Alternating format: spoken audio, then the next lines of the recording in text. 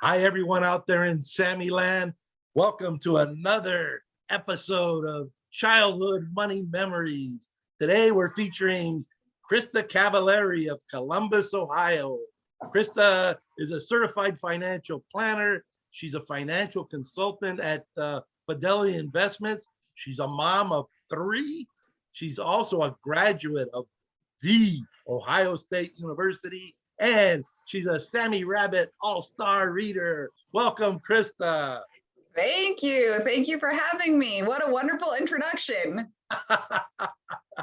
Oh, so happy to do it. We really appreciate you being with us today on Childhood Money Memories. And let's get right after it. Let's get to our first and biggest and most important question. Do you have a favorite memory about money from childhood? Yes, I do. So I was always a big saver. If I got money for my birthday, money for the holidays, I always saved it. I just like to save it, not spend it on anything.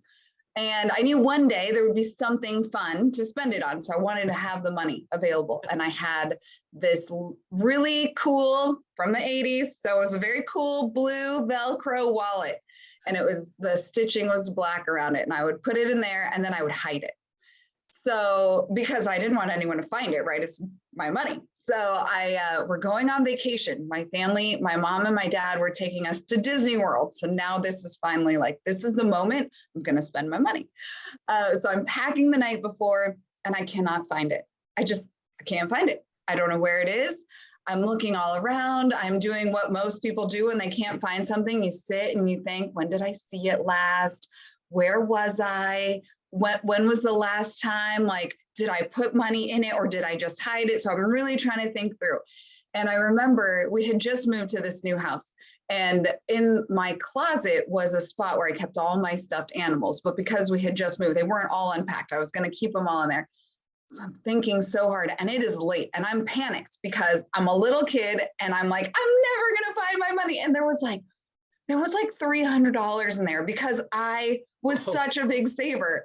And so I'm thinking and I remembered I had put all my stuffed animals in a trash bag and I put it at the bottom of that trash bag. So you would have had to open the trash bag and pull out all the stuffed animals.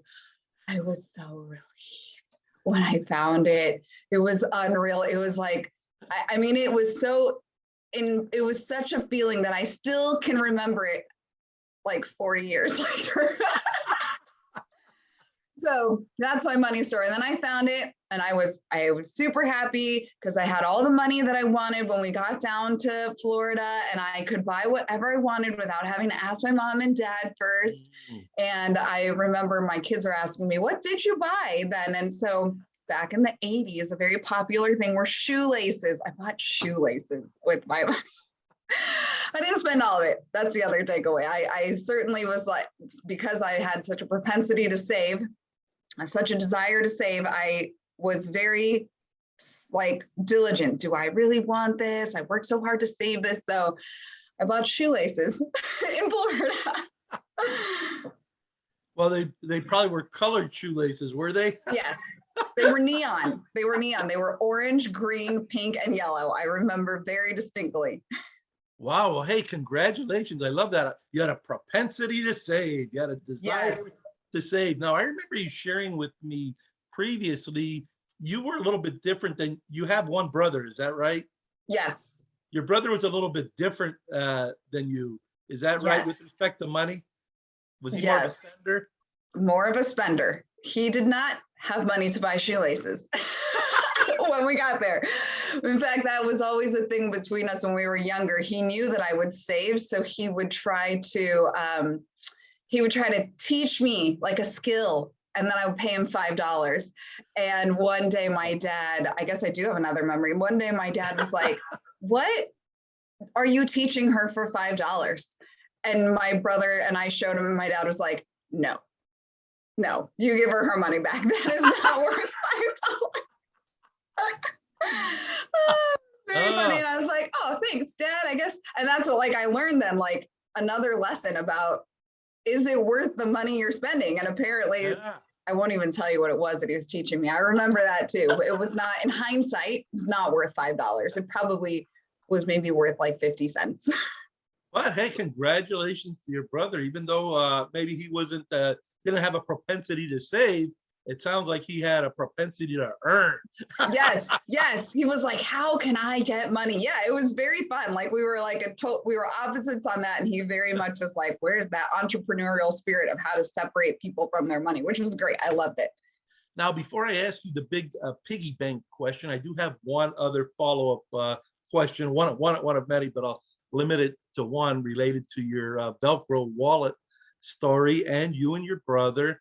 And that's something that I remember reading about you, that you shared about your parents, and that they were somewhat superstitious about money and didn't necessarily talk to you maybe as kids directly, other than maybe an occasion here and there, like your dad intervening with your brother's entrepreneurialism. Yes. But what are you doing different than with your kids than what your parents did with you? Yeah, that's a great question. So my parents were not very open about money. We didn't talk about it. We didn't talk about when and why and where we would spend money. And so I saved all this money, but I didn't know what I was saving it for or why I would even save it. I just knew that I wanted to save it, but I had no guidance about things I could reach for, like Sammy's big dream, right? I didn't know that that was a thing.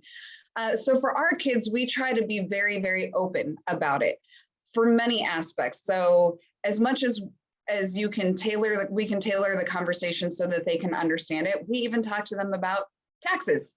So we talk to them about why the roads look a certain way and why things are a different way. And so we try to be very open. No question is off limits, but we understand we need to try and make it so that the kids can understand. They're not going to all understand taxes, but we definitely are no holds barred with questions. If they've got a question about money, we'll talk about it.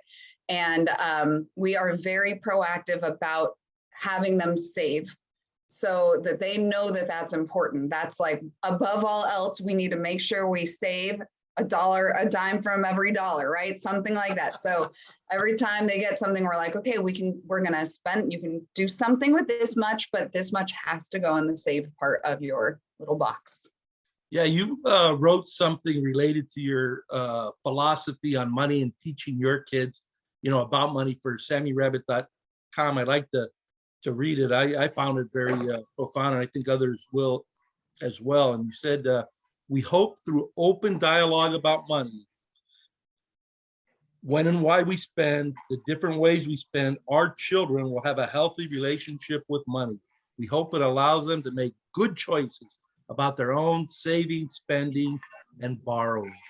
Right. Yes, absolutely. Yeah, we don't want it to be something that is mysterious.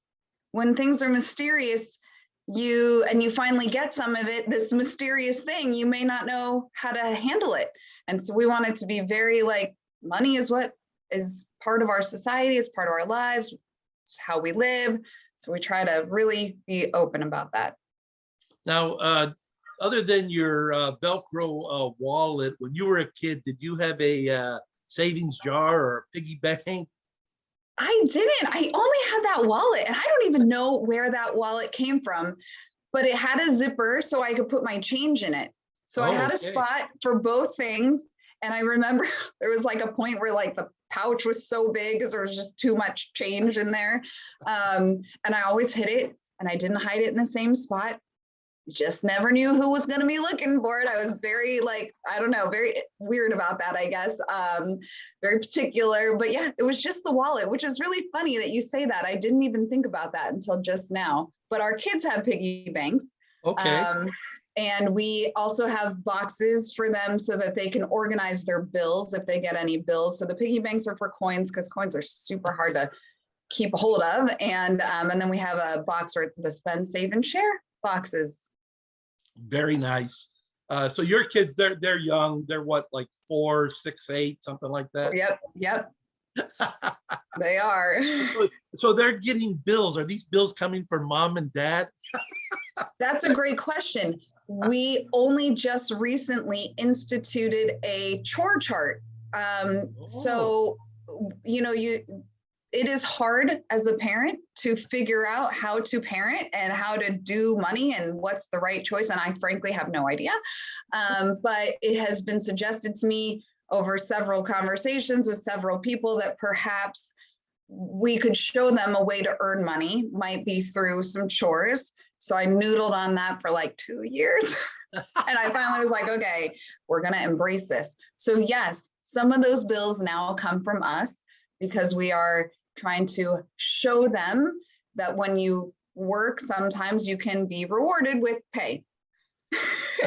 You know, this is one of the things that I love about you, Krista, is you don't think about things, you noodle on them. Yes, I noodle on them. I'm very much a noodler. What about now? Do you, I don't know if you, I guess you were saving change and bills and whatnot. You were a prolific saver as a child. I always like to ask people if they still save change as an adult. Oh, yes. Yes, absolutely. If I see a penny, I pick it up. I put it in my and then I never spend the change. So that's the thing. I just never spend it because it's like, it's such an easy thing to just collect. And then once you know you have a lot, you can roll. It's so fun to roll them up in those paper coins and take them to the bank and put them in your bank account. So I do not spend change. I like to collect it.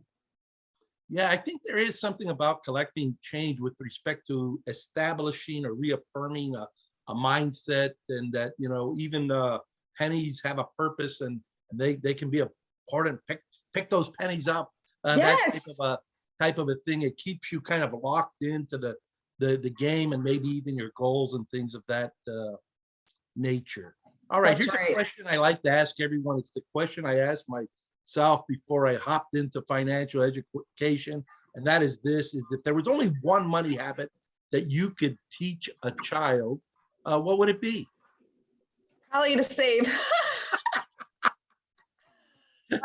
Yeah, to save for a rainy day. Say I would layer onto there, like, what are we saving for? So saving, but what's the purpose of the saving?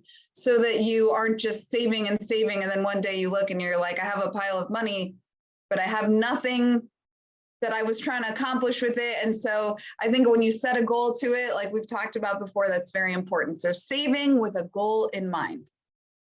Yes, I think that makes it even more meaningful. But I think even if you don't have a goal, this maybe we differ a little bit on this, but Yeah. I think you're safe. You know, there's all these unexpected things that happen in life, both positive and negative. There are these rainy days, but there's also opportunities. And so if you've been saving, you know, you're better positioned and prepared to take advantage of opportunities as well as address problems, bad surprises, emergencies. Yes, absolutely. That nature. But I do think saving is a lot more meaningful, and maybe a person is more inspired when they do have that specific goal. Maybe it's a trip Right. to Disney World in Florida, or maybe Right. it's these glittered or neon shoelaces, whatever it is. These are all great earning lessons. All Yeah. right, go ahead. Oh, Yes. so even like saving for the emergency fund, right? As an adult, we have a certain amount that we say you need to have saved for an emergency fund. So that's even like a goal, like you're saving this bit of money is for your emergency fund. So that way, and then you know when you've reached it, and even though you're not going to spend it, hopefully, unless there's an emergency, you know you've got it. Yes. Yeah. That Sammy Rabbit says that makes you feel warm and secure. It does. Yes, it's so good. It's so good to have one of those. Okay, good stuff. You're a financial services professional. Here's something that I read a lot about. It relates to teaching personal finance in schools, and there seems to be, some of that is going on more than there used to be, and particularly at the high school level. Do you have any thoughts about whether or not personal finance should be taught or even required in schools?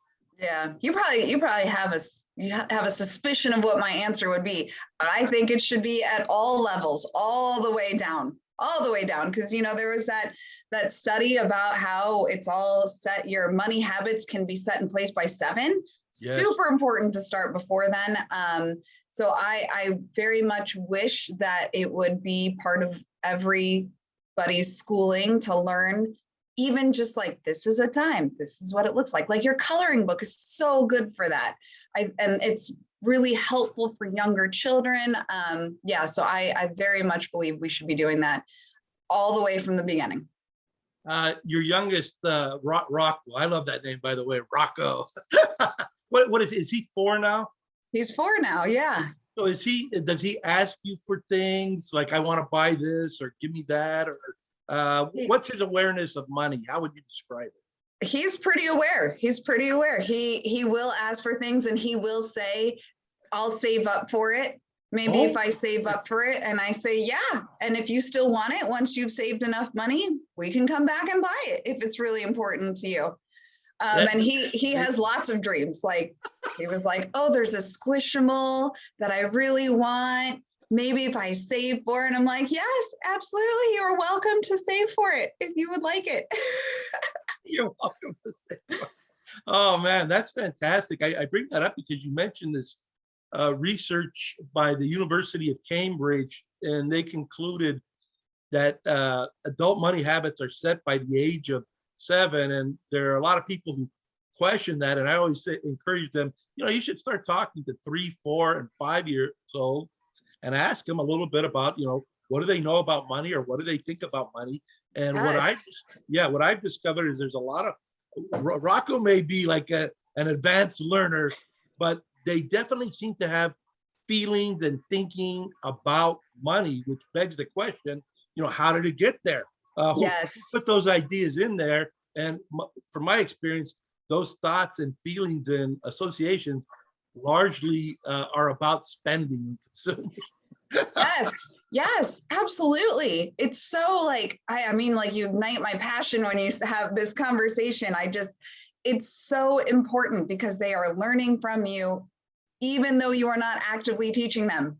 They're learning something. All those Amazon clause, we call it, Amazon clause, just drop something off every day. And my kids used to think that every package was something fun. And then we showed them, no, it's not something fun. And now when the packages come, they don't even pay any attention because they know it's like toilet paper or something super boring that we just needed, that we didn't have the time to like run out and get. But if we didn't have this active conversation with them, they would have that rush, that high, like every time, oh, it's something super exciting for me that's in that package. And it's like, no, it's toilet paper, it's wipes. It's nothing fun. All right, before we wrap up today's conversation, I wanted to ask you 2 final questions. One is, if there's anything else you would just like to share with the parents out there or teachers out there in our audience.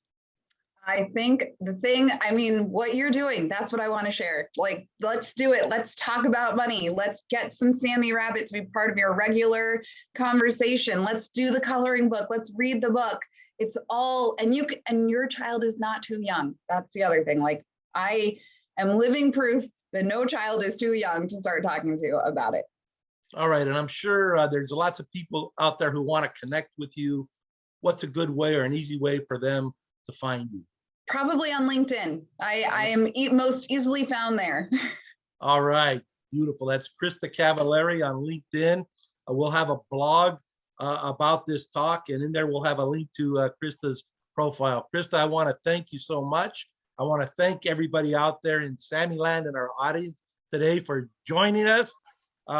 We hope parents, teachers, you'll talk to kids about great ways to use their money. And kids, we want you to be curious about money and ask your parents not only about smart ways to spend it, but how you can save it and how you can earn it. On that note, we want to thank you again, Krista, and we want to wish everybody a Sammy-rific day. Goodbye, everybody. Thank you. Goodbye.